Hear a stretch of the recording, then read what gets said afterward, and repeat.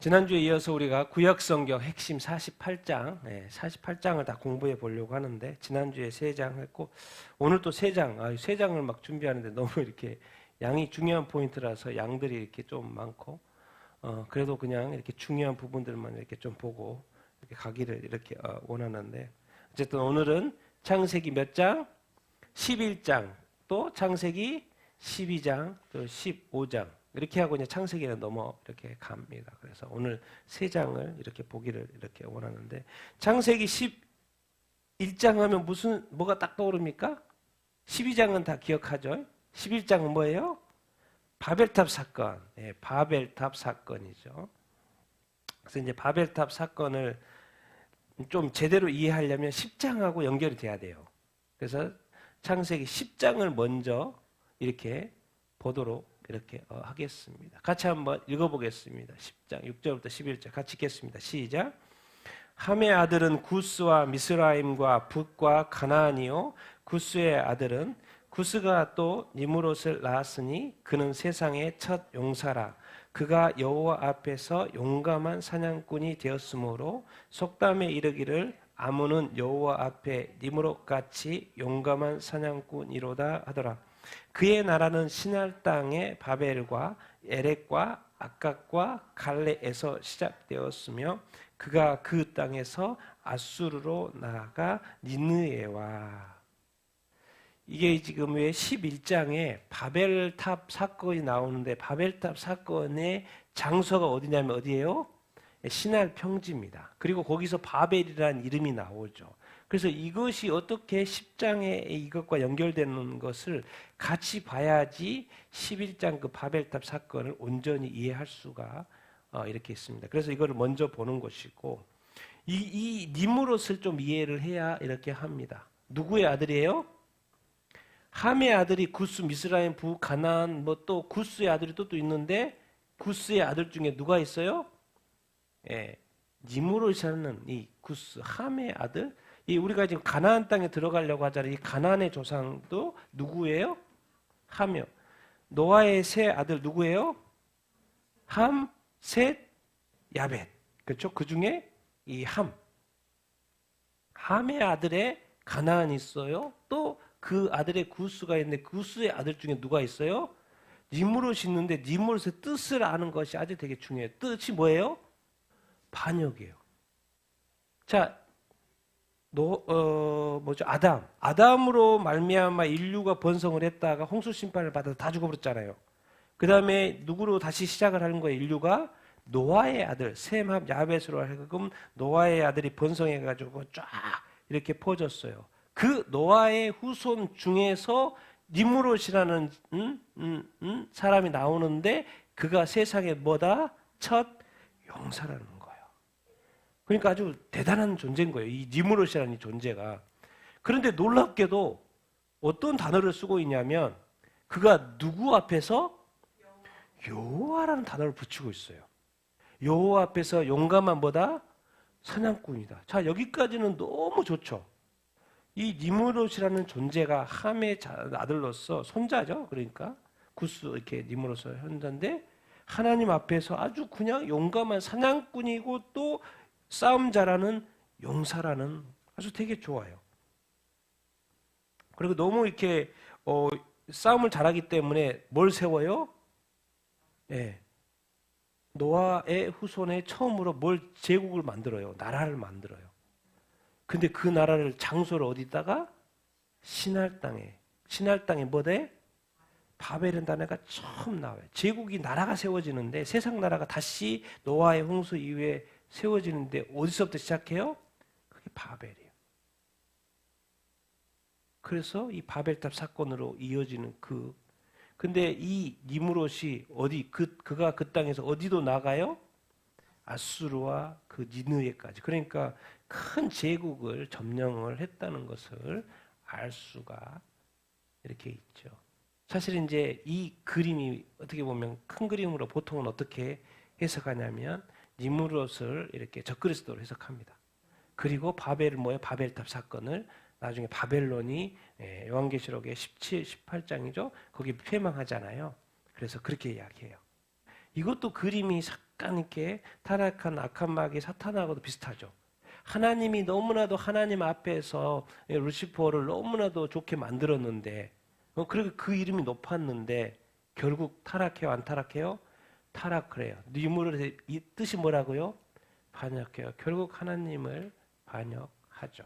니무롯이 지금 하나님 앞에서 세상 나라를 만들고 이제 그 이 바벨탑 사건에서 하나님의 말씀을 불순종하는 것처럼 이상하게 마귀가 하는 구조하고 똑같고 또 요한계시록 속에 심판받는 것도 같이 이렇게 연결되는 것을 볼 수 이렇게 있습니다. 그래서 이 니무롯 여호와 앞에서 그의 나라가 있고 신할 땅에서 바벨을 처음 도시를 만들고 나라를 만들어가는구나 이 개념을 가지고 11장에 딱 들어가면 이제 이해가 되기 시작을 합니다. 같이 읽겠습니다. 시작. 온 땅의 언어가 하나요 말이 하나였더라. 이에 그들이 동방으로 옮기다가 신할 평지를 만나 거기 거류하며 서로 말하되 자 벽돌을 만들어 견고히 굽자 하고 이에 벽돌로 돌을 대신하며 역청으로 진흙을 대신하고 또 말하되 자 성읍과 탑을 건설하여 그 탑 꼭대기를 하늘에 닿게 하여 우리 이름을 내고 온 지면에 흩어짐을 면하자 하였더니 여호와께서 사람들이 건설하는 그 성읍과 탑을 보려고 내려오셨더라. 아멘. 이제 창세기 11장 바벨탑 사건이 중요한 장이 이렇게 나오는데 왜 이렇게 중요하냐? 12장부터는 믿음의 장으로 들어갑니다. 그래서 11장까지 세상의 큰 역사를 정말 다 정리를 해놨어요. 거기에 11장 마지막에 바벨탑 사건, 온 땅의 언어가 하나요 말이요. 우리 아담 최초의 인간 아담도 언어가 있었어요, 없었어요? 언어가 있었죠. 그 언어로 동물들의 이름을 다 지어줬어요, 안 지어줬어요?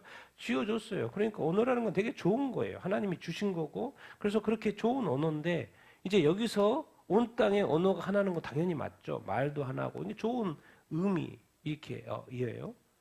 그래서 이제 처음에 그 홍수가 빠지고 배가 어디에 머물렀어요? 그 산 이름 어디요? 아라랏산. 그래서 아라랏산에 이제 그 방주의 문을 열고 나와서 그 주변에 살았겠죠. 보통 생각했을 때 그 주변에 좋은 곳에서 이렇게 살았는데 그러다가 그들이 어디로 움직이기 시작해요? 동방으로 움직이기 시작한다는 거죠. 동방으로 움직이다가 이제 아라랏산은 약간 산쪽인 개념이잖아요. 그런데 밑으로 내려다 보니까 움직이다 보니까 어디가 나와요? 평지가 나오는데 이름이 뭐예요? 신할 평지. 앞에 나왔던 그 신할 평지에만 나와 이렇게 있고. 근데 여기서 이제 누구라고는 표현이 안 돼요. 그들이라고는 표현이만 돼요. 그들이 서로 말하되 벽돌 구워서 성읍을 만들고 탑을 건설하자. 그런 이야기예요. 그럼 그들이 누구냐를 이제 보통 어떻게 푸냐면 10장에 누구다? 니무롯과 관련돼 있다고 그러는 거예요. 그래서 니무롯 이 왕가가 이 신할 평지에다가 뭘 만드는 거예요? 이 바벨론이라는 제국을 만든다. 이런 개념. 여기서 이제 제국이라고 바벨탑이죠. 그것을 주동해서 니무롯이 만든다라는 그 개념. 왜 그러냐면 니무롯이 뜻이 반역인데 성읍과 탑을 만드는 거가 좋죠. 근데 그 탑 꼭대기를 어디에 닿게 해요? 왜 하늘에라는 단어 닿게 하는 하늘은 하나님이 계시는데 하나님 앞에서 용감한 사냥꾼이었는데 하늘에 닿게 하고 이 단어가 붙어요. 누구의 이름을? 하나님 이름이 아니고 누구의 이름을? 자기들의 이름을. 이거 뭐지? 좀 이상해지고 있는데 온 지면에 흩어짐을 뭐하자? 면하자. 하나님은 이제 노아 홍수 다음에 노아에게 말했어요. 너희들은 온 지면에 다 흩어져서 뭐해라? 생육하고 번성이라고 말했어요. 근데 우리가 지금 여기에 정착하고 하늘의 탑 꼭대기를 하늘까지 자기들의 이름을 내고 온 지면에 흩어짐을 뭐하자? 면하자라고 하나님의 말씀에 뭐하는 쪽으로 가요? 불순종하고 거부하는 쪽으로 가는 거예요. 그러니까 이 흐름이 도대체 어디서 나오냐? 이 십자가하고 그래서 보통 연결을 시키는 거예요. 이 니무롯 왕조가 왜 니무롯 뜻이 뭐예요? 이 반역이거든요. 니무롯 이 왕조가 갑자기 이제 사람들이 많아지고 또 나라가 생기면서 그걸 또 바벨에서 시작을 이렇게 하면서 뭔가 이렇게 평지 너무 좋은 거예요. 여기가 너무 좋은 거예요. 산악은 또 아라랏 산악으로 완전히 틀려. 너무 좋은 거예요. 사람도 많아졌고 그래서 누군가가 주동을 해서 여기에 지금 흩어지는 면하자는 이 아이디어를 내는데 갑자기 신본주의 하나님의 말씀 들어서 흩어졌다는 그 신본주의가 갑자기 뭐로 바뀌고 있어요? 인본주의 갑자기 뭐가 들어가고 있어요? 교만 또 뭐 인간의 그 명예요. 결국에는 어디로 가는 거예요? 반역. 하나님이 흩어져라고 명령을 했는데 불구하고 우리가 여기서 정착하고 탑을 쌓아서 하늘까지 닿아서 뭘 하고? 하나님의 자리를 탐하려고? 왜 하나님의 이름이 아니고 자기들의 이름이지? 하나님의 이름을 높여야지. 왜? 하나님이 구원하셔서 이렇게 본창에서 여기 살고 있는데 온 지면 흩어지라고 했으면 흩어져야지. 우리가 안 흩어지더라고. 그래서 이제 시간이 좀 지나가지고 이제 하나님이 한번 내려와 보시는 거예요. 어떻게 되고 있나? 뭔가 만든다고 그러니까. 소금과 탑 만들고 있다고 하니까 한번 내려와 보시는 거예요. 하늘에 계신 하나님이 한번 내려와 보시는 것이죠. 그런데 이미 내려오기 전에 뭐가 어떻게 세상이 지금 반역으로 가고 있는 거예요. 반역으로 가고 있는 거예요. 그래서 하나님이 딱 내려와서 보니까 같이 한번 읽어보겠습니다. 시작. 여호와께서 이르시되 이 무리가 한 족속이요 언어도 하나이므로 이같이 시작하였으니 이후로는 그 하고자 하는 일을 막을 수 없으리로다. 자, 우리가 내려가서 거기서 그들의 언어를 혼잡하게 하여 그들이 서로 알아듣지 못하게 하고자 하시고 여호와께서 그들을 온 지면에 흩으셨으므로 그들이 그 도시를 건설하기를 그쳤더라.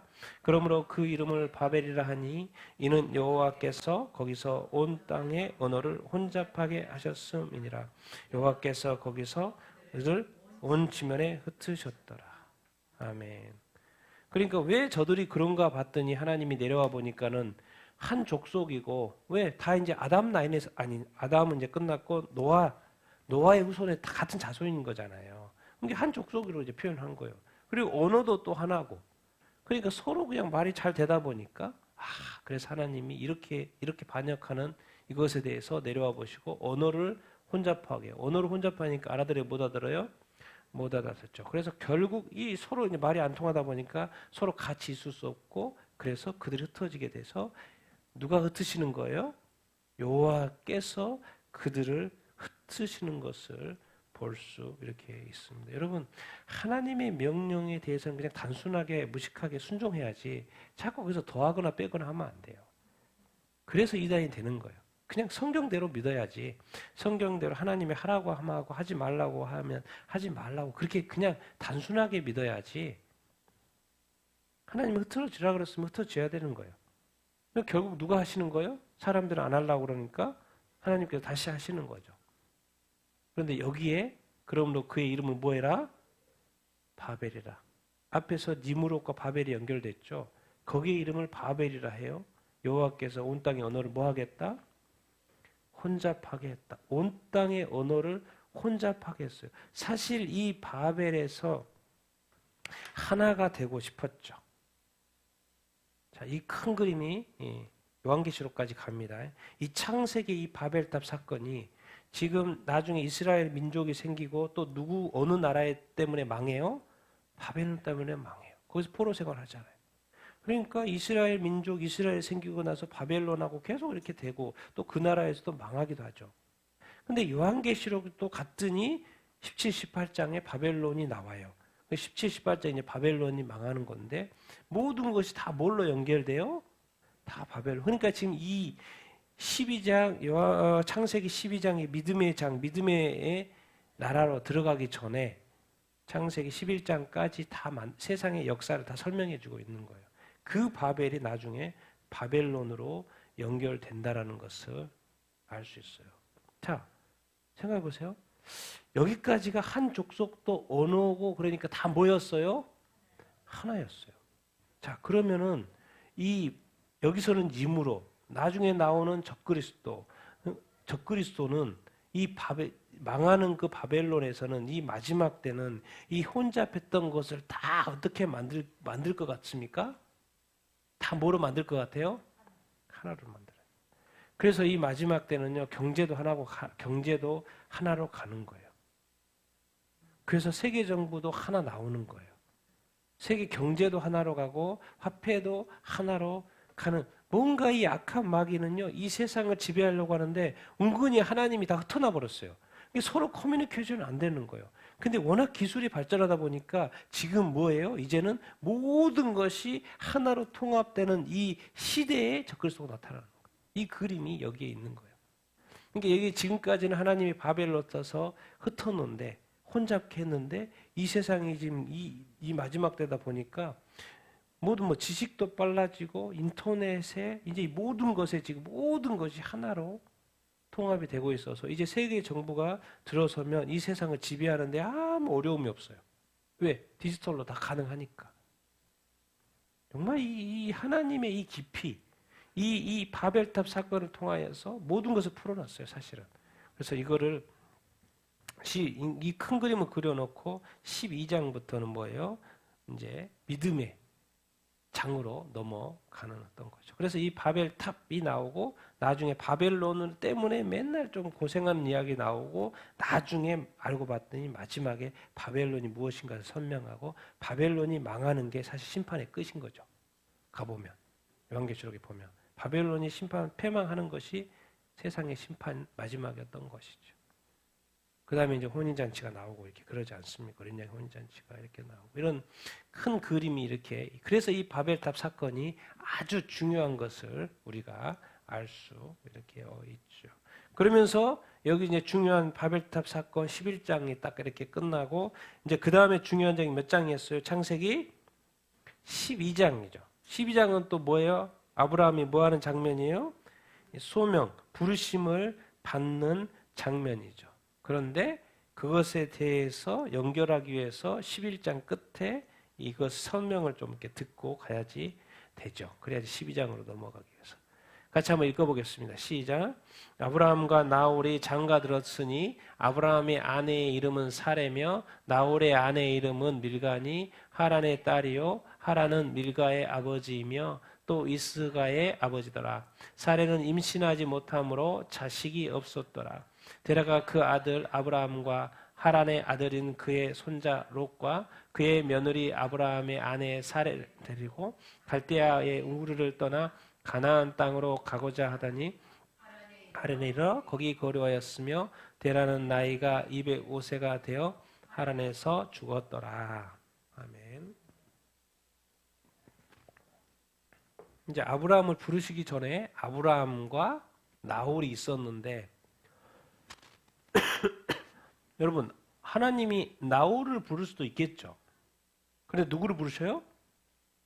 아브라함을 부르셔요. 하나님의 아브라함 선택한 하나님의 주권인 거죠. 그래서 하나님이 주권적으로 선택한 것을 우리가 뭐라고 할 수 있어요, 없어요? 할 수 없어요. 하나님이 아브라함을 불렀고 아내는 사레예요. 근데 사레가 임신을 해요, 못해요?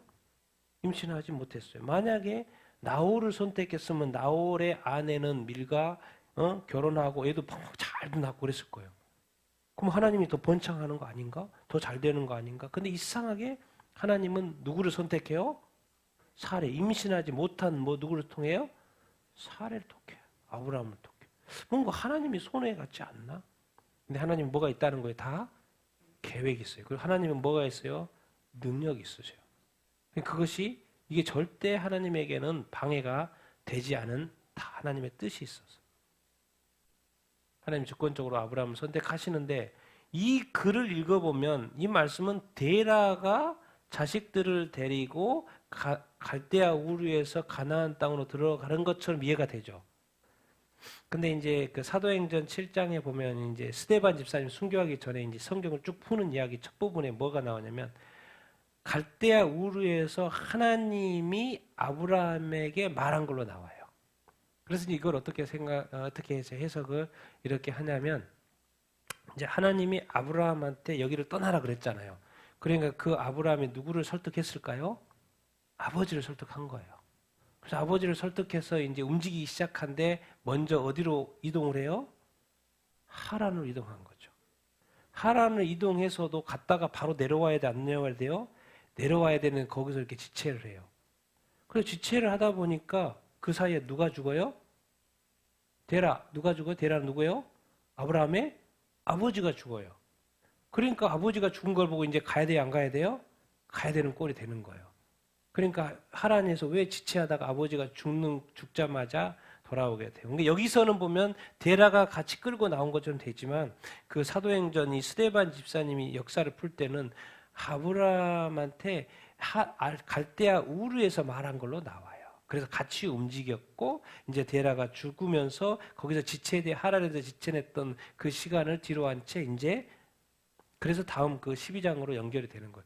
말씀했던 그 말씀이 그 어디서 말씀했냐면 저기 어디요? 스데반 집사님은 그 갈대아 우르에 사는 걸로 이렇게 나와요. 근데 여기서는 보면 하란에 사는 것처럼 말이 이렇게 나오죠. 근데 여기서는 데라가 이렇게 죽어요. 어쨌든 여기서 중요한 거는 갈대아 우르, 아브라함이 나오고 또 손자 롯이 나오고 사레도 이렇게 나오고. 그래서 이 이제 배경 설명 그리고 이제 오늘 그리고 한 가지는 지금 이 바벨론 그 지역 갈대아 우르 지역은 어떤 땅이에요? 비옥한 땅이에요. 뭐가 있어요? 유브라데스 강, 티그리스 강, 아주 비옥한 땅이고 너무 그 당시에 아주 번창한 그 땅이에요. 그런데 사실 거기는 어떠한 땅이에요? 어떠한 땅이에요? 타락한 땅인 거예요. 그러니까 하나님이 거룩한 곳으로 다시 보내려고 하시는 거예요. 그런데 중요한 건 사람들은 다 비옥한 땅에 안주하기를 원하죠. 왜 이 좋은데 여기를 왜 떠나야 돼? 근데 하나님은 그 알지도 못하는 미지의 땅으로 가라고 해요. 가야 돼요, 말아야 돼요? 누가 말했습니까? 하나님이 말했으니까. 이게 포인트는 거예요. 하나님이 말하면 어디든지 갈 수 있다, 없다? 갈 수 있다. 아니까 보내시는 거예요. 믿음으로 가는 거예요. 그래서 사실은 이 현실을 보면 이 비옥한 땅에서 오래오래 살고 싶죠. 근데 중요한 거는 포인트는 뭐다? 거기가 무슨 땅이다? 타락했냐 안 했냐는 우리가 살펴봐야 된다는 거. 그래서 하나님은 여기가 안 되니까 새롭게 시작하기 위해서 하나님이 미지의 땅으로 가라고 이렇게 하는 것이죠. 그래서 이제 이 성경 전체 중에서 이제 믿음의 장이 시작이 되는 거죠. 창세기 12장부터 아브라함을 부르시는 같이 읽겠습니다. 시작. 여호와께서 아브라함에게 이르시되 너는 너의 고향 친척과 아버지의 집을 떠나 내가 내게 보여줄 땅으로 가라. 내가 너로 큰 민족을 이루고 내게 복을 주어 내 이름을 너는 복이 될지라. 너를 축복하는 자에게 내가 복을 내리고 너를 저주하는 자에게 내가 저주하리니 땅의 모든 족속이 너로 말미암아 복을 얻을 것이니라. 신이라. 아멘. 지금 이 세상 나라 비옥한 땅 사실 다 하나님이 만든 땅이지만 타락했어요? 안 했어요? 타락을 했어요. 근데 이 세상 나라가 타락하다 보니까 이제 하나님이 아브라함을 통해서 무슨 나라를 시작하는 거예요? 하나님의 나라. 예수 그리스도가 이 땅에 딱 왔어요. 회개하라. 뭐가 가까이 왔다?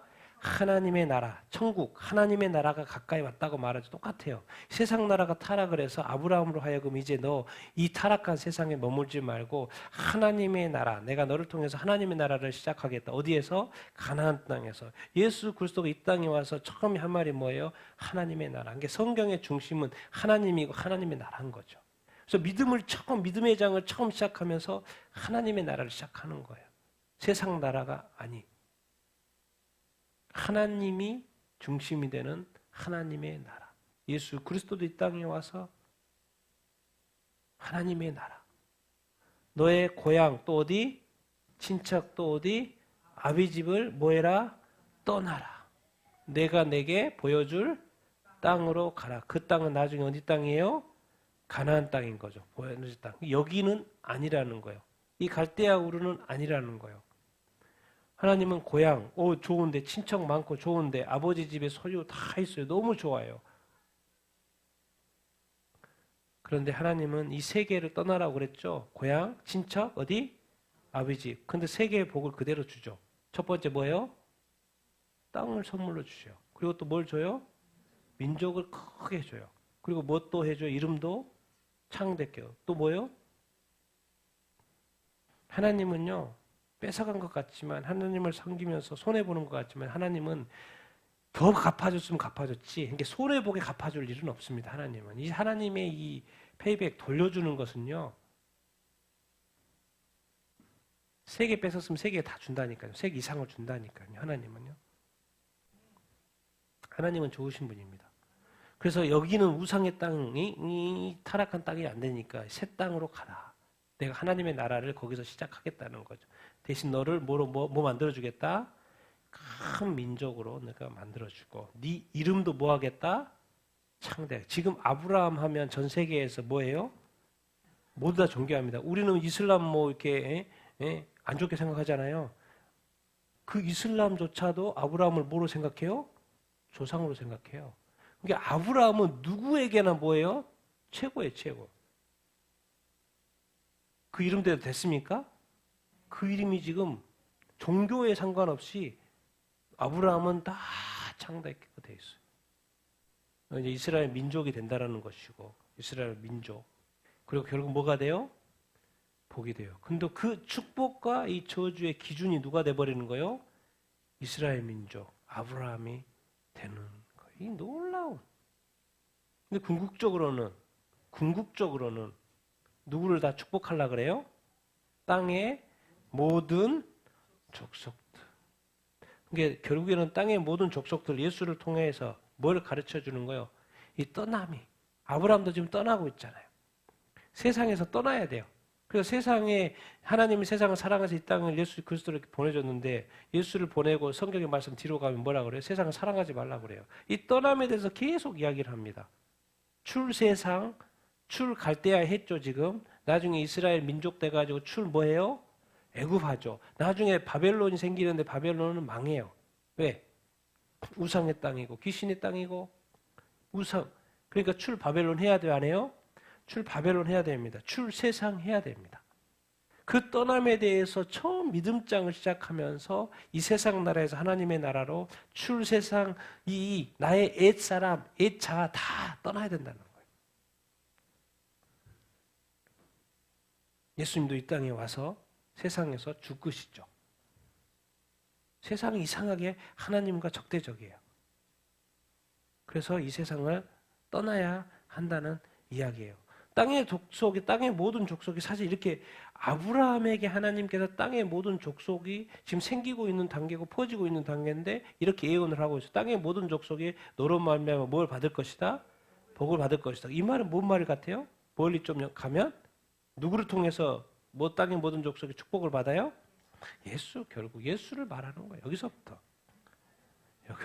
지금 처음부터 창세기 인간이 타락하자마자 예수가 오실 거라는 원시 복음 말하더니 자 믿음의 장을 처음 시작하면서부터 누구를 언급하는 거예요 지금? 말은 안 하지만 표현은 안 됐지만 나중에 누구를 통하여서 땅의 모든 족속 누구를 통하여서 메시아 예수 그를 통하여서 구원을 받고 구원의 축복을 이렇게 받는 거죠. 그러니까 믿음의 장 처음 시작할 때부터 사실은 누구를 지금 암시하고 있는 거예요? 메시아 예수. 정말 그러니 이 아브라함을 하나님께서 지금 부르시는 이 장에는 너무나도 많은 의미가 이렇게 있고 세상의 큰 역사를 시작하는데 이 구원의 역사를 시작하는데 처음에부터 예수를 하나님은 다 생각하고 있어요. 특히나 이제 구약은 뭐 땅이기 때문에 땅의 축복. 우리 신약에서의 축복은 뭐예요? 그 땅이 어디가 있어요 이제? 천국이요. 천국 땅. 새하늘과 새 땅. 이렇게 가는 거예요. 이 땅에서는 민족이 사는 이 땅이 필요하기 때문에 근데 거기도 세상 문화가 아닌 가나안 문화가 아닌 우상 문화가 아닌 무슨 문화? 거룩한 문화, 하나님 말씀의 문화, 성경적인 문화. 그게 바로 하나님의 나라. 그래서 이제 아브라함을 불러서 믿음의 조상으로 삼고 새 나라를 만들겠다는 그런 어떤 이야기. 그러면서도 예수 그리스도를 통하여 모든 민족이 구원받을 거라는 그 이야기. 4, 5절, 6절 읽겠습니다. 시작. 이에 아브라함이 하나님 여호와의 말씀을 따라갔고 롯도 그와 함께 갔으며 아브라함이 하란을 떠날 때 75세였더라. 아브라함이 그의 아내 사레와 조카 롯과 하란에서 모은 모든 소유와 얻은 사람들을 이끌고 가나안 땅으로 가려고 해서 가나안 땅에 들어갔더라. 아브라함이 그 땅을 지나 세겜 땅 모래 상수리 나무에 오니 그때 가나안 사람이 그 땅에 거주하였더라. 아멘. 하나님이 여기를 떠나 이제 가라고 하니까 아브라함이 뭐를 따라갔다고 표현을 하고 있어요? 여호와의 말씀. 예, 떠나라고 했잖아요. 그러니까는 여호와의 말씀을 가지고 믿고 떠나는 거죠. 근데 나이가 몇 살? 75세. 조카 롯도 같이 갔고 다 모든 소유를 이끌고 가나안 땅으로 갔죠. 마침내 도착했어요? 안 했어요? 가나안 땅에 도착을 했어요. 도착했는데 이미 가나안 사람들이 살고 있어요? 안 살고 있어요? 많이 살고 있어요. 예, 그 가나안 땅에 이미 많이 노아의 후손들이 쫙쫙쫙 퍼져가지고 가나안 땅에 이미 들어왔을 때는 이미 가나안 사람의 많은 민족들이 가나안 땅에 거주하고 있지요. 그래서 이제 마침내 가나안 땅에 들어왔어요. 여기서 한 가지는 뭐예요? 아브라함이 여호와의 말씀을 뭐하고 따라가고. 이걸 히브리서는 어떻게 풉니까? 이렇게 풀죠. 같이 읽겠습니다. 시작. 믿음으로 아브라함은 부르심을 받았을 때 순종하여 상내의 유업을 받을 땅에 나아갈 때 갈 바를 알지 못하고 나아갔으며. 이렇게 풀고 있어요. 뭐예요? 하나님이 가라고 그랬는데 그냥 가나안 땅으로 가래. 그럼 가나안 땅이 어디라고도 가르쳐주고 뭔가 구체적으로 좀 가르쳐주면 좋겠는데 하나님은 그냥 떠나래. 그래서 아브라함은 어떻게 무엇으로 떠났다고? 믿음으로 떠났다고 설명해서 그것을 부르심이 뭐하면서? 순종하면서. 그래서 이렇게 정확하게 표현하고 있어. 장래 유업으로 받을 땅, 가나안 땅은 알겠는데 갈 때 어떻게 떠나버렸다? 갈 바를 알지 못하고도 나갔다는 거예요. 뭐로 갔다는 거예요? 믿음으로. 갈 바를 알지 못하는데 가라고 했으니까 간다? 이게 미친 짓이 아니라는 거예요. 누가 말씀하셨다는 거예요? 하나님이 말씀하셨어요. 이게 포인트인 거예요. 그러니까 하나님은 뭐 해야 된다? 믿어도 된다. 믿고 의지해도 된다라는 거예요. 사람이 말하는 건 못 믿을 수 있지만 하나님이 말씀했으면 100% 믿어도 된다, 안 믿어도 된다? 믿어도 된다. 그러니까 아브라함이 여호와께서 말씀하신 것을 믿고 따라갔다는 거예요. 자기의 모든 것을 가지고. 근데 장래 유업으로 받을 땅, 그 가나안 땅에 이제 도착을 이렇게 했는데 그 땅이 보니까 뭐예요? 이미 사람들이 살고 있는 것이죠. 그래서 우리가 생각해 봐야 될 것은 이 히브리서 설명처럼 우리가 믿음으로 하나님이 말씀하실 때 믿음으로 알지 못해도 믿음으로 우리가 갈 수 있는 건가? 근데 가보면은 하나님의 뭐가 있을 거예요? 기적이 있을 겁니다. 하나님의 놀라운 역사가 있을 거예요. 왜? 그 경험을 체험하러 가야죠. 누가 말씀하셨기 때문에? 하나님이 말씀하셨기 때문에. 그래서 이제 7절, 9절 읽겠습니다. 시작. 여호와께서 아브라함에게 나타나 이르시되 내가 이 땅을 내 자손에게 주리라 하시니라. 자기에게 나타나신 여호와께서 그게 그곳에서 제단을 쌓고 거기서 베델 동쪽 산으로 옮겨 장막을 치니 서쪽은 베델이요 동쪽은 아이라. 그가 그곳에서 여호와께 제단을 쌓고 여호와의 이름을 부르더니 점점 남방으로 옮겨갔더라. 아멘. 가나안 땅에 딱 들어오니까 하나님이 하시는 말씀이 뭐라 그래요? 내가 어디를? 이 땅, 가나안 땅을 누구한테 준다 그래요? 내 자손에게 준다 그래요. 너가 그 땅으로 가라 해가지고 뭐 나한테 뭔가 있을 줄 알았더니 갔더니 또 뭐라 그래요? 네 자손에게 주리라 이렇게 그러는 거예요. 뭔가 먼 이야기 같은 이게 축복 맞아? 이게 축복 맞아? 그런데 아브라함에게 믿음이 있어요, 없어요?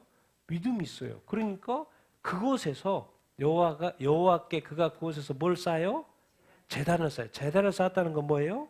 예배를 드렸다. 요즘식으로 말하는 예배를 드렸다는 거. 하나님이 가라 그래서 갔어요. 갈 바를 알지 못하고 갔어요. 거기에 갔는데 하나님 이 땅을 준다 그래요. 근데 이 땅에는 이미 많은 이방 민족들이 살고 있어요. 근데 이 땅을 주는데 또 우리 자손 때 준다 그래요.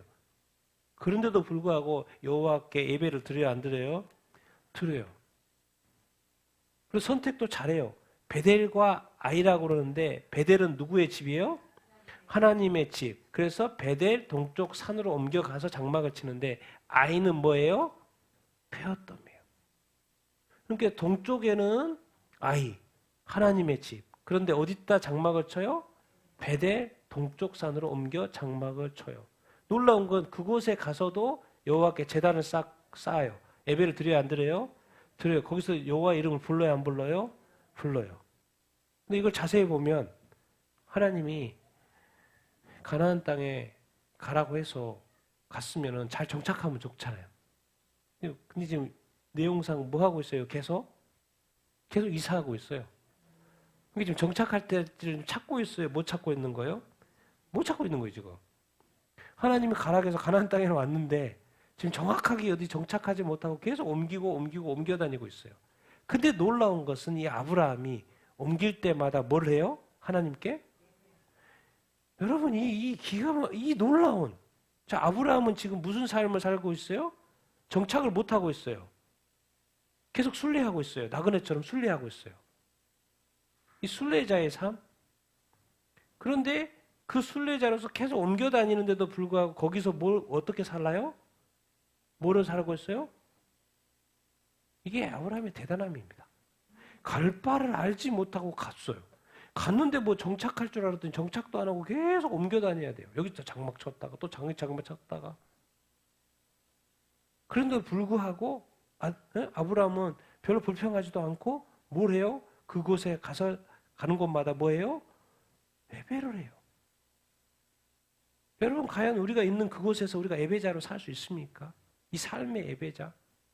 환경이 좋으니까 거기서만 예배하고 교회에서만 예배하고 한 게 아니라 이 순례자의 삶을 사는데도 불구하고 뭔가 불평 불만한데도 정착을 하는 게 사실 상식적으로 맞는데 그렇게 하지도 못하고 있는 순례자의 삶을 살고 있는 것도 약간 불평일 수도 있죠. 근데 아브라함은 지금 순례자로서도 살고 있고 또 있음에도 불구하고 예배드리는 것을 아브라함은 멈춰요, 안 멈춰요? 이 아브라함의 이 대단한 하나님은 이 아브라함과 나홀을 딱 봤을 때 아브라함의 그 하트를 읽으신 거죠. 아브라함이 내가 택해야 되겠구나. 그래서 주권적으로 아브라함을 택해요. 우리 큐티에 지금 2세 아들 8명이나 있는데 이 조그마한 막내 누구를 택해요? 다윗을 택해요. 뭘 보고? 다윗의 중심 마음을 보고. 그러니까 아브라함을 불러가지고 가라고 했더니 가고 가서 또 힘든데도 불구하고 예배해요 안 해요? 예배를 해요. 항상 하나님을 기억해요. 아브라함이 훌륭한 이죠. 그러니까 믿음의 조상이 될 수 있는 것이죠. 그 다음에 우리가 12장 공부했고 이제 15장 같이 읽겠습니다. 시작. 이후에 여호와의 말씀이 환상 중에 아브라함에게 임하여 이르시되 아브라함아 두려워하지 말라. 나는 내 방패요 내 지극히 큰 상급이니라. 아브라함이 이르되 주 여호와여 무엇을 내게 주시려 하시나이까. 나는 자식이 없사오니 나의 상속자는 이 다메섹 사람 엘리에셀이니라. 아브라함이 또 이르되 주께서 내게 씨를 주지 아니하셨으니 내 집에서 길리오는 자가 내 상속자가 될 것이니이다. 아멘. 하나님께서 사실 이제 그 15장 위에 가면 엘림. 그 엘림은 저기 이란이나 지금 현재 이란 이라크 지역에 있는 그 동맹국들이 이쪽 그 밑에 지역에 있는 동맹국을 치러 내려와죠. 그런데 하필 소돔과 고모라 지역을 쳐요. 근데 거기에 누가 갔어요? 조카 롯이 가 있는 상태. 그래서 거기서 잡혀가지고 이제 엘림이 이겨가지고 북쪽으로 데려가고 있는 중이죠. 이게 아브라함이 또 집에서 키운 자가 몇 명이라 그래서 기억납니까? 318명. 그 데리고 가가지고 또 롯을 데려와 안 데려와요? 데려와요. 아니 왔더니 이거 뭐 잠잠하지가 않아. 동맹국에 와가지고 또 조카 롯도 잡아가고 그래가지고 또 그걸 쫓아가서 또 데려오고 또 그때 와서 이제 데리고 올 때 또 멜기세덱 그 제사장 왕, 엘림 왕 제사장 만나고 그런 사건이 있거든. 근데 뭔가 좀 이렇게, 뭐가 이렇게 좀 어수선해요, 지금. 가나안 땅에 왔는데. 하나님, 그래서 첫 번째 한마디. 여호와의 말씀이 환상 중에 나타나서 15장으로 딱 넘어와서 아브라함아 뭐 하지 말라? 두려워하지 말라. 하나님이 항상 하시는 말씀. 뭘 주면서 해야 되는데 그렇게 하지, 주지 않으셔요. 주지 않으셔. 말씀만 하셔. 뭐 하라? 두려워하지 말라. 그리고 뭐라 그래요? 나는 내 방패고 너의 지극히 큰 상급. 상급이란 말은 뭔 말이에요? 다 준다는 거예요. 어? 너의 상급이다. 근데 줘요, 안 줘요? 안 줘요. 그리고 두려워하지 말라 그래요. 근데 알고 봤더니 줘요, 안 줘요? 다 주십니다. 그래서 상급이라, 본인이 상급이라고 표현해, 하나님. 너의 방패라는 뭐겠습니까? 너 고생했지. 너 롯 데리고 오느라고 싸우고, 막 전쟁하고 막 난리. 고생한다, 진짜. 내가 보낸 땅에서 고생한다. 근데 하나님이 말씀하세요. 나는 내 뭐다? 방패다. 내가 끝까지 너를 지켜줄 거야. 보호하여 줄 거야. 내가 너의 필요한 모든 거 다 줄 거야. 상급. 그러면서 두려워하지 말라고 첫 번째. 하나님 이제 언약, 아브라함과 15장이 중요한 게 아브라함과 언약을 재확인하는 것입니다. 그런데 갑자기 아브라함이 뭔 이야기를 해요? 뭐가 없다 그래요? 자식이 없다. 왜? 그 당시에 자식, 아브라함이 있지만 죽어버리면 안 되잖아요. 대가 계속 이어져야 되는데 보니까 누구를 언급해요? 다메섹 사람 엘리에셀. 또 뭐래요? 주께서 내게 뭘 주지 않았다? 씨를 주지 않았다. 누가 임신을 못하니까? 아내 사례가 임신하지 못하니까. 그 당시에 씨의 상속은 아주 중요하죠. 그 당시에 문화에 있어서. 왜? 그 아버지의 것이 아들로 계속해서 대를 이어져야 하는데. 그러니까 갑자기 상속자 이야기를 하는 거예요. 그러니까 지금 우리 집에서 키우고 있는 아브라함이 키우고 있는 엘리에셀을 뭐 종일 수도 있고, 그렇지만 여기밖에 안 될 것 같아. 그러니까 엘리에셀 딱 봐도 엘리에셀이 많이 있을 텐데 그 중에 엘리에셀 괜찮은 것 같아. 그래서 엘리에셀을 양자를 삼아가지고 내 상속자로 삼을 수밖에 없는 지금 상황입니다라고 이제 설명을 이렇게 하고 있죠. 그런데 두려워하지 말라. 자식이 없다고 그러니까 하나님이 이렇게 말씀하시죠. 읽겠습니다. 시작. 여호와의 말씀이 내게 임하여 이르시되 그 사람이 내 상속자가 아니라 내 몸에서 날 자가 내 상속자가 되리라 하시고 그를 이끌고 밖으로 나가 이르시되 하늘을 우러러 무뼈를 셀 수 있나 보라. 또 그에게 이르시되 내 자손이 이와 같으리라. 아브라함이 여호와를 믿으니 여호와께서 이를 그의 의로 여기시고. 아멘. 하나님에게는 다 계획이 있어요. 사라가 임신을 못하지만 분명히 말씀해요. 내 몸에서 날 것이다. 나중에 난 자가 누구였어요? 이름이 뭐였어요? 이삭이었죠. 이삭이 네 상속자가 되는 거라고. 그럼 믿을 수가 있나? 믿기가 쉽지 않으니까 하나님이 좀 더 시각적인 교보제로 밖에 나가가지고 하늘 보고 수많은 별들을 보고 셀 수 있나 보라. 네 자손이 이와 같을 것이다고 말을 해요. 하늘 보여주고 그럴 거라고 말을 하는데 놀랍게도 아브라함이 여호와께서 하신 말씀 믿어야 안 믿어요? 믿어요. 그럼 믿었더니 하나님께서 그 믿는 것을 보고 뭐로 여겨요? 여기서 이제 믿음과 의가, 오직 의인은 뭐로 산다? 이 하박국서에서 말하는 오직 의인은 믿음으로, 로마서도 계속 신약에서 인용되는 오직 의인은 뭐로? 믿음하고 의로 어떻게 연결되냐는 거예요. 여기서 아브라함에게서 연결돼. 하나님께서 하신 말씀을 믿었다라는 거예요. 그 믿는 그 믿음을 보고 하나님께서 뭐로 여겼다? 의로 뭐 했다? 여겨주세요. 이 단어가 되게 중요합니다. 지금 중요한 단어. 하나님께서 믿었는데 그 믿은 것을 의로 뭐 해주신 거예요? 그냥 여겨주신 거예요. 그냥 받아주신 거예요. 이거를 이제 이렇게 정가라고 하는데 이렇게 표현을 이렇게 합니다. 아담의 죄가 모든 인류에게 뭐가 됐어요? 계속 전달된 거예요. 근데 인류의 죄가 이제 누구한테 구원을 위해서 누구한테 전가가 됐어요? 그리스도가. 그래서 예수 그리스도가 십자가를 지고 인류의 모든 죄를 지고 세상 죄를 지고 가시죠. 그래서 십자가에 못 박혀 죽으셨어요. 그러면 여기서 어떻게 하나님의 의가 발생을 새로 하지? 여기도 믿음이에요. 그러니까 하나님의 의가 어떻게 발생을? 예수 그리스도를 십자가에 못 박혀 죽은 것을 나의 죄를 위해서 죽었다고 믿는 거예요. 이 죄인이 믿는 거예요. 누구를? 예수 그리스도께서 하신 그 일을. 그래서 예수 그리스도를 믿는 거예요. 그랬더니 하나님이 그걸 뭐로 여겨줘요? 의로 여겨줘요. 그 연결하는 거죠. 그래서 믿음으로 의롭게 되는 거예요. 그래서 이제 좀 신학적인 용어로 뭐라 그래요? 이신칭이라고 이야기를 하죠. 아니 믿는데 어떻게 의롭게 되지? 그것을 이미 아브라함부터 풀었다는 거죠. 그리고 예수 그리스도가 오셔서 예수 그리스도를 믿으라, 믿음으로 구원받는다. 여러분 절대로 행위 구원이 아닙니다. 예수 그리스도를 뭐예요? 믿으면 뭐예요? 구원받습니다. 다른 게 있는 게 아니에요. 예수 그리스도가 하신 그 일, 나의 죄를 사하여 주신 예수 그리스도의 십자가에 나를 위해 죄를 위해 죽으신 그 믿음, 그 믿음이로 말미암아 우리가 의롭게 되고 이신칭이 하나님께 의로 여겨주고 우리가 구원받는 것입니다. 그것을 오늘 여기서 하나님께서 이 믿음의 조상, 그래서 이 구절이 되게 중요하죠.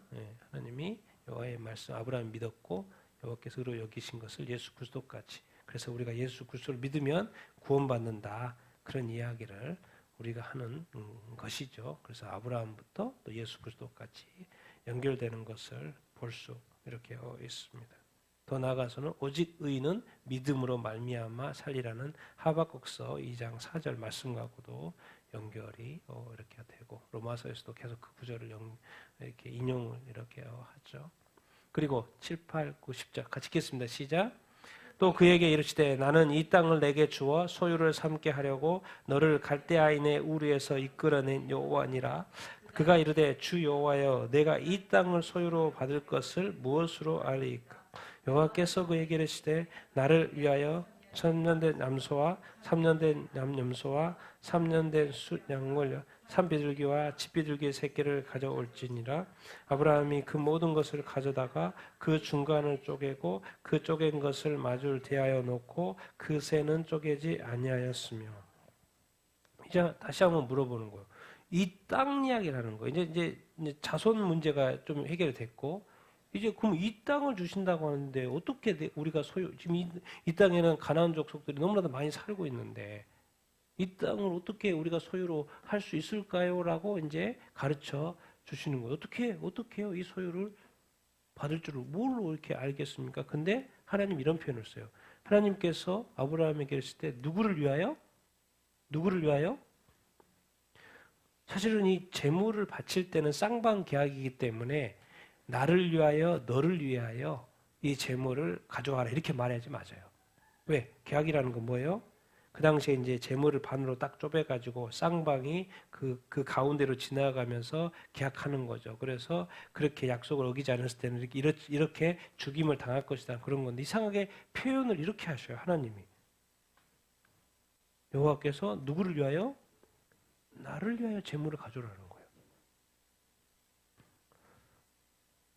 그러면서 이제 다음 연계된 거죠. 그래서 다 쪼갰어요. 다 쪼개고. 그래서 하나님이 이제 오늘 마지막 구절 같이 읽어보겠습니다. 시작. 해질 때 아브라함에게 깊은 잠이 임하고 큰 흑암과 두려움이 그에게 임하였더니 여호와께서 아브라함에게 이르시되 너는 반드시 알라. 내 자손이 이방이 객이 되어 그들을 섬기고 그들을 400년 동안 내 자손을 괴롭히리니 그들이 섬기는 나라를 내가 징벌할지며 그 후에 내 자손이 큰 재물을 이끌고 나오리라. 너는 장수하다가 평안히 조상에게로 돌아가 장사될 것이요 내 자손은 4대 만에 이 땅으로 돌아오리니 이는 아모리 족속의 제약이 아직 가득 차지 아니함이로소이다. 아멘. 여러분, 이제 해가 졌어요. 쌍방이 계약을 하려면 아브라함도 사실 제정신이야죠. 제정신이야 되는데 지금 아브라함이 어떤 상태예요? 아브라함이 깊은 잠에 들어 있어요. 큰 흑암과 두려움이 그에게 임하였어요. 그 상태에서 하나님이 말씀을 하세요. 중요한 말씀하시는데 네 자손이 많을 거라고 말씀하셨는데 또 무슨 말씀을 하세요? 네 자손이 이방에서 뭐가 된다? 객이 되고 그 섬기고 거기서 괴롭힘을 당할 거라는 거예요. 몇 년 동안? 400년 동안. 400년이니까 뭐라요? 4대. 이렇게 딱 알 수 있는 건 뭐예요? 우리가 한 대, 요즘에는 여기서 한 대는 뭐예요? 그 당시 사람들이 보통 몇 세를 살았다? 100세를 살았구나. 그래서 4대 만에 100세. 근데 궁극적으로 정확한 숫자는 이스라엘 출애굽하기 전에 백성이 몇 년 살았어요? 다른 성경이 나오죠. 400 몇 년으로 30년으로 나옵니다. 정확히 산 건 430년인데 여기서는 4대로 맞추려고 하다 보니까 뭐로 표현한 거예요? 400년으로 표현했다고 보통 해석을 합니다. 왜냐하면 430년 해놓고 4대 해면은 계산하기가 복잡하잖아요. 그러니까는 실제로는 430년인데 이 4대라는 단어를 맞추기 위해서 400년이라는 거 썼다라고 보통은 해석을 이렇게 합니다. 그래서 400년 동안 내 자손을 괴롭히는데 내가 징벌을 할 거거든요. 출애굽하죠. 10가지 재앙 내리고 큰 재물을 나올 때 가지고 나오죠. 큰 재물 그대로 다 되죠. 그리고 결국 4대 만에 네 자손은 이 땅으로 돌아온다 안 돌아온다? 돌아온다. 근데 한 가지 오는데 조건이 한 가지가 있어요. 뭐 때문에? 아모리 족속의 죄악이 아직 가득 찼다 안 찼다? 이게 도대체 무슨 말씀이에요? 무슨 말씀? 여기서 생각해 볼 건 이겁니다. 하나님의 뜻을 위하여 우리가 고통, 대가, 지불, 시간이 필요하다 안 필요하다? 필요하다. 아니 조상을 가나안 땅에 보내놓고는 자손 준다 그래서 좋아했는데 자손이 또 어디 가본다고 그래요? 이방에 객이 된다는 말을 또 하시는 거예요. 도대체 이 말은 또 뭔 말이에요? 그러니까 하나님의 계획에는 다 뜻이 있고 계획이 있고 시간이 필요하고 또 400년 동안 고생해 왔네요. 고생도 해요. 뭔가 고생, 대가 지불이 필요한 거예요. 하나님에게는 큰 그림이기 때문에 이 시간이 하나님에게는 필요해요. 왜? 하나님도 이 땅에 세상을 만들어 놓고 이 세상의 질서를 따르시거든요. 그것을 막 무시하지 않으세요. 그것을 무슨 표현으로 하는 거예요? 아모리 족속의 제약이 아직 차지 않았다는 거예요. 자, 반대로 생각해 봅시다. 만약에 아모리 족속이 죄악 가운데 살지 않고 하나님께로 온전히 돌아와서 하나님을 숭배했다면 어떻게 됐을까요? 그들은 잘 됐을 거예요. 자, 이것을 생각해 보자고요. 자, 노아가 120년 동안 방주를 만들었어요. 그래서 노아가 계속 외쳤어요. 비가 온대, 비가 온대. 방주 타야 돼 살려면 뭔 소리야? 비가 내린 적도 없고. 뭔 말입니까? 120년 동안 노아의 방주가 지어지는 것을 사람들은 봤어요? 안 봤어요? 봤어요.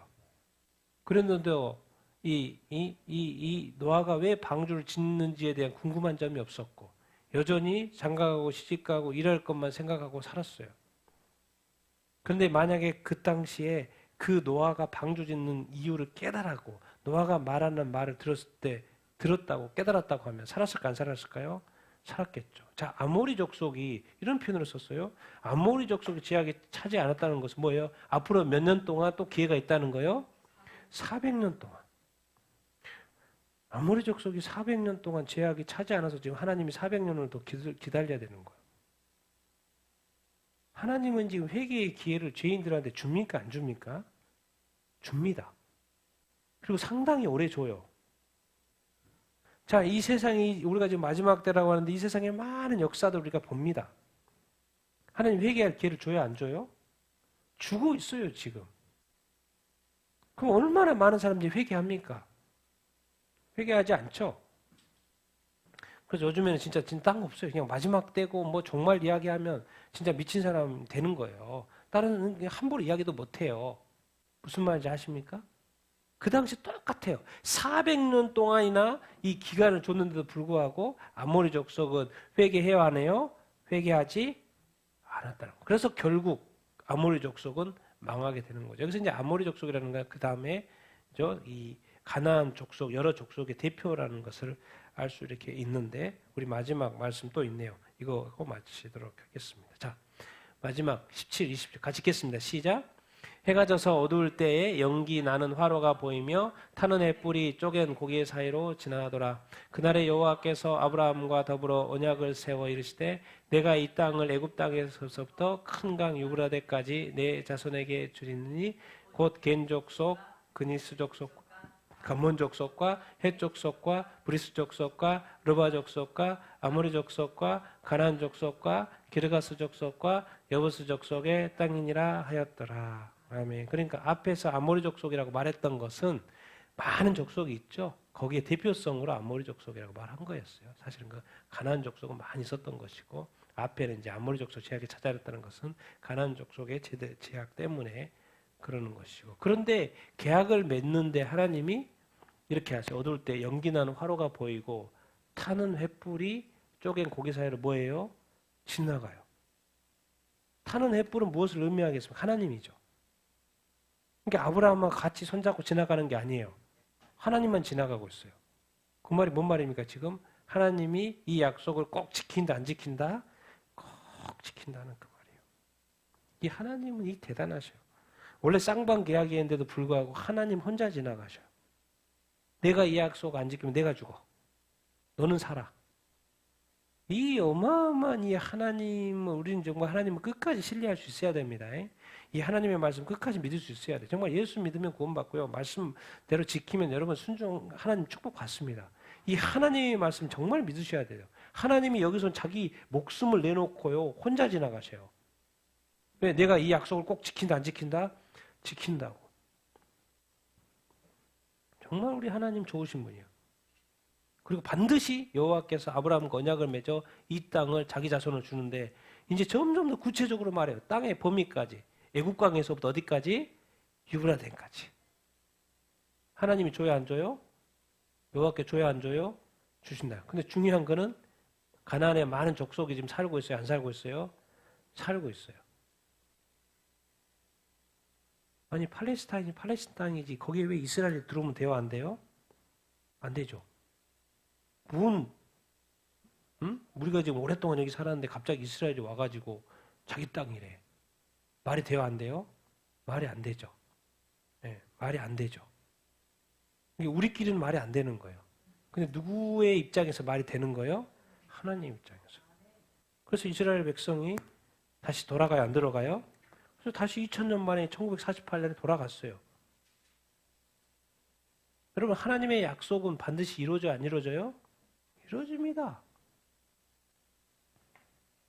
이 땅의 주인은 팔레스타인 땅의 주인은 누구예요? 하나님이셔요.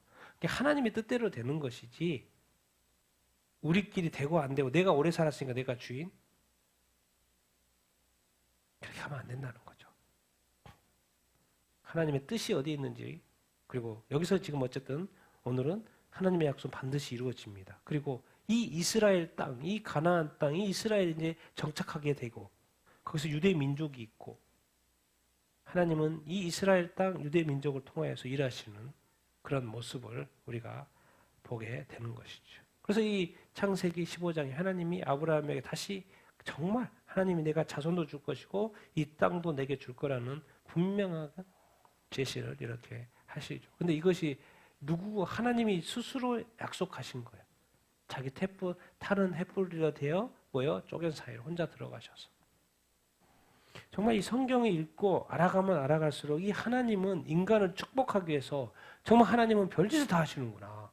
자기가 혼자서 하나님 혼자서 인간을 축복하시려고 자기의 자기의 어떤 이름을 걸고 하나님은 정말 인간을 이렇게 복 주려고 사람을 복 주려고 하나님은 이렇게 좋으신 분이고 그 하나님이 이 땅에 예수 그리스도를 보낸 거 아니겠습니까? 여러분 그래서 우리가 예수 믿는 사람들로서 정말 하나님을 끝까지 믿게 되기를 바라고 하나님은 축복하시는 분이시고 하나님은 은혜의 하나님인 것을 믿고 하나님을 또 우리에게 복 주실 줄 이렇게 믿습니다. 그리고 이 하나님은 끝까지 우리가 믿어야 되고 신뢰하고 의지하면서 가야 되는 줄 이렇게 믿습니다. 혹시나 우리가 죄를 짓더라도 회개하면 반드시 용서하십니다. 그 하나님이에요. 하나님이 내줄 것 다 내주고 우리를 사랑하신다는 것, 우리를 구원하신다는 것. 그래서 오늘 바벨탑 사건, 아브라함을 부르시는 사건, 아브라함과 다시 그 언약은 반드시 하나님이 스스로 지키시겠다고 하는 이 사건. 그래서 아주 이 중요한 것. 그래서 다시 한번 하나님이 우리에게 어떤 분이신지를 우리가 다시 한번 이렇게 알게 되고 넘어가는 귀한 시간이 된 줄을 이렇게 믿습니다. 우리 같이 한번 기도하십시다. 하나님, 정말 이게 아브라함과 함께 하시니 하나님 부르시고 그 땅에 보내셔서 그 약속들을 스스로 지키겠다고 이렇게 하시는 그 하나님, 정말 이 하나님은 얼마나 놀라운 사랑의 하나님인지 좋으신 하나님인지 다시 한번 알게 돼서 얼마나 감사한지 모르겠습니다. 하나님 아버지, 내가 정말 내 자신이 하나님을 더 알게 하시고 정말 믿을 때 확실히 믿게 하시고 또 끝까지 믿게 하여 주시옵소서. 하나님을 찬양하고 예배할 때 정말 온전히 찬양하게 하시고 온전히 예배하게 하시고 정말 이 하나님의 하나님 되심이 얼마나 귀한지를 알고 살아가는 우리가 되게 하여 주시고 우리가 믿는 이 믿음이 아브라함에게 자기 하나님 스스로 정말 반드시 이길 거라고 약속하신 거죠. 우리에게 하신 이 약속도 반드시 지키라는 그 믿음으로 끝까지 믿음으로 승리하는 우리가 되게 하여 주시옵소서. 우리 같이 한번 오늘 말씀을 생각하면서 기도하도록 하겠습니다.